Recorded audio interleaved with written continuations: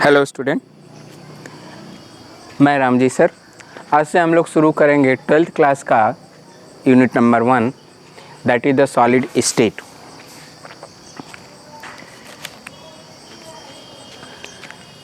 Lecture number 1, general introduction as well as the classification of solid. So before starting this topic, I would like to say that in 9th and 10th as well as 11th class, we have studied the general properties of matter and the classification of matter, their physical state. यदि आप को कोई confusion है तो आप मेरी video को 9th class 10th class की वीडियो देख सकते हैं। वहाँ पे डिटेल में समझाया गया है कि कोई भी मैटर है वो जो है 3 फिजिकल स्टेट में जो है एग्जिस्ट करता है, that is the solid, liquid और gas on the basis of IMS as well as IMF, that is the intermolecular space as well as intermolecular force. If we'll say the properties of solid, liquid and gas in brief manner, so solid के case में IMS it will be very less, intermolecular force it will be very high. In case of liquid, this will increase, IMS will increase, IMF will decrease. In case of gaseous state, there will be large IMS and least IMF. So ये सारी चीज़ें आप हमारे 9th class के video lecture में देख सकते हैं, L1 और L2 में आपको मिलेगा। यहाँ पे हम लोग शुरू करेंगे क्लासिफिकेशन ऑफ सॉलिड के साथ। सॉलिड की यदि हम प्रॉपर्टी देखें तो सॉलिड के केस में IMS बहुत ही कम होता है, कॉम्पैक्टली अरेंजमेंट होने की वजह से इंटरमॉलिक्यूलर फोर्स बहुत अधिक होता है। सो सॉलिड का जो साइज है, शेप है, वो क्या होता है, फिक्स्ड होता है।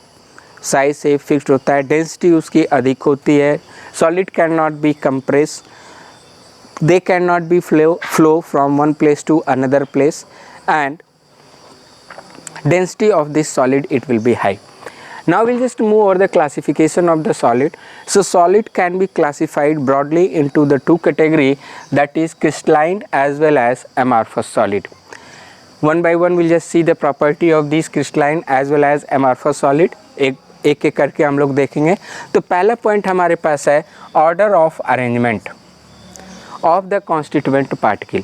कोई भी मैटर है वो 3 डिफरेंट कॉन्स्टिट्यूएंट पार्टिकल से मिलकर के बना होता है। या तो वो मॉलिक्यूल से मिलके बना होगा, या तो वो एटम से मिलकर के बना होगा, या तो फिर वो आयन से मिलकर के बना होगा।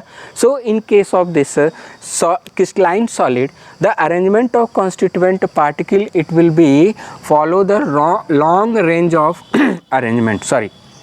लॉन्ग रेंज ऑफ अरेंजमेंट का मतलब क्या है कि मान के चलिए यदि कोई सॉलिड के अंदर 2 कॉन्स्टिट्यूएंट पार्टिकल A और B से मिलकर के बना हुआ है, तो ये जो कॉन्स्टिट्यूएंट पार्टिकल है ये शुरू से लेके अंत तक, from starting to end, the arrangement of this constituent particle will be follow the strict pattern of arrangement. यानी कहने का मतलब कि यहाँ ए यानी शुरू से लेके लास्ट तक ए ही पार्टिकल रहेंगे, यहाँ से बी पार्टिकल ही रहेंगे, फिर ए। तो इस तरीके से in case of the crystalline solid there will be long range of arrangement, या we can say perfect order of arrangement of constituent particles will be there in case of the crystalline solid.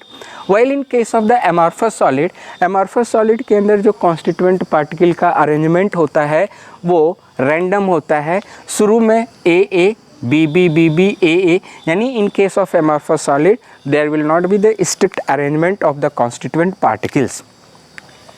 Then second property of this one is the shape.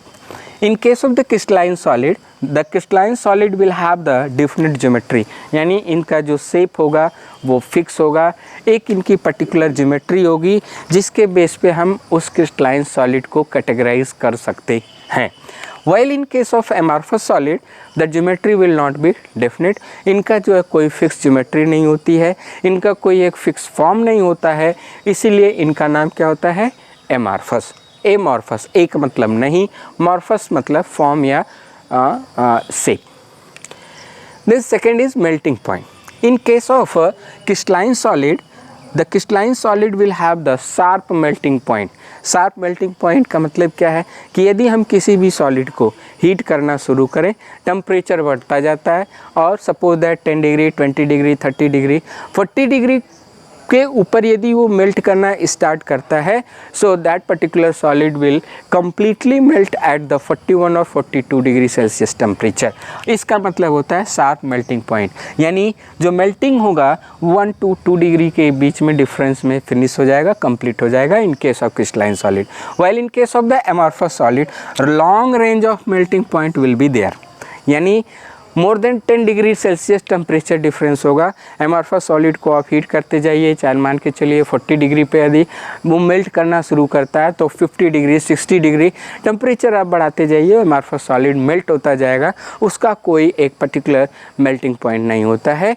और इस sharp melting point crystalline solid के होने का वजह क्या है? That is the perfect order of arrangement. The question has been asked into the board examination.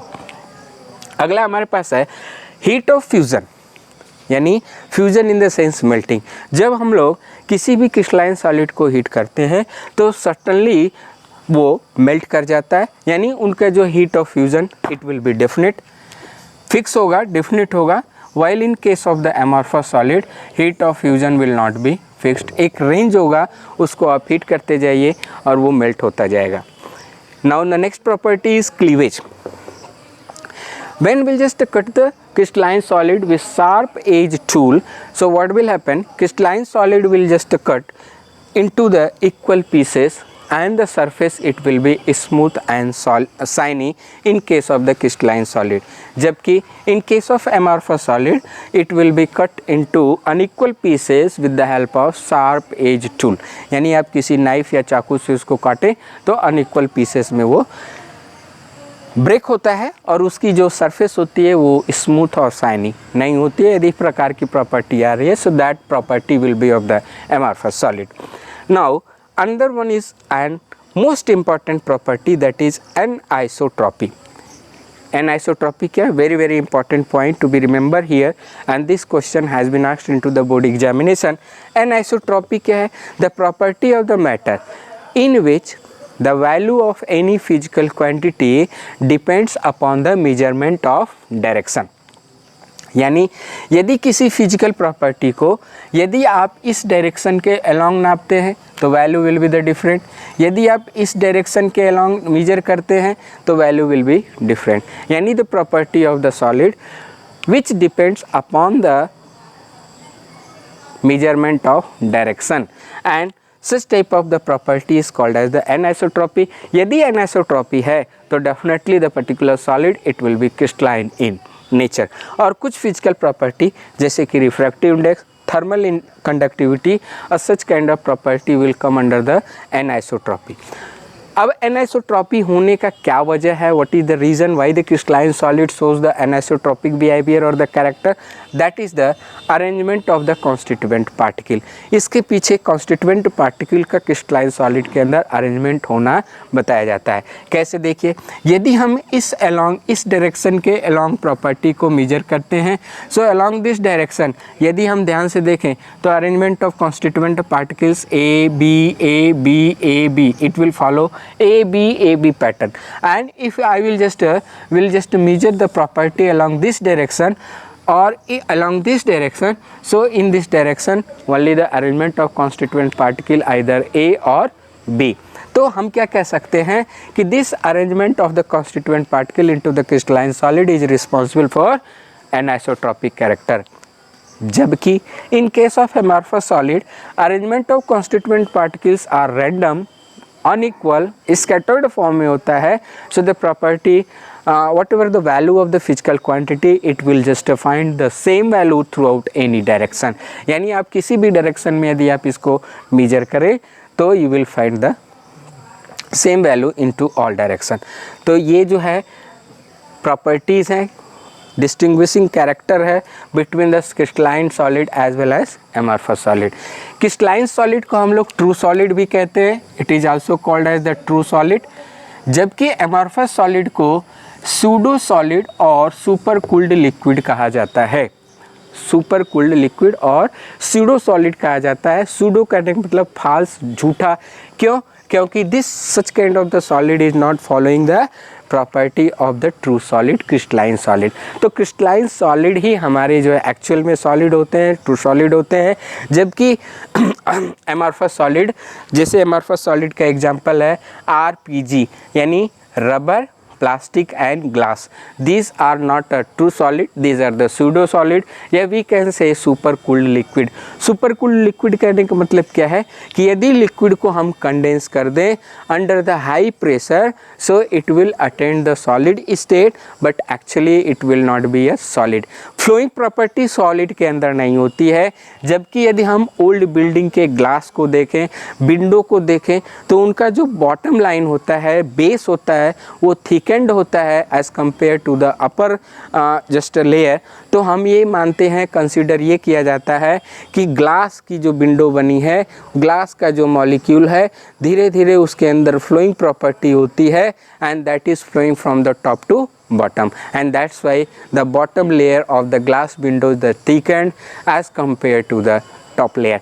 So example of these pseudo solids are rubber, plastic and glass.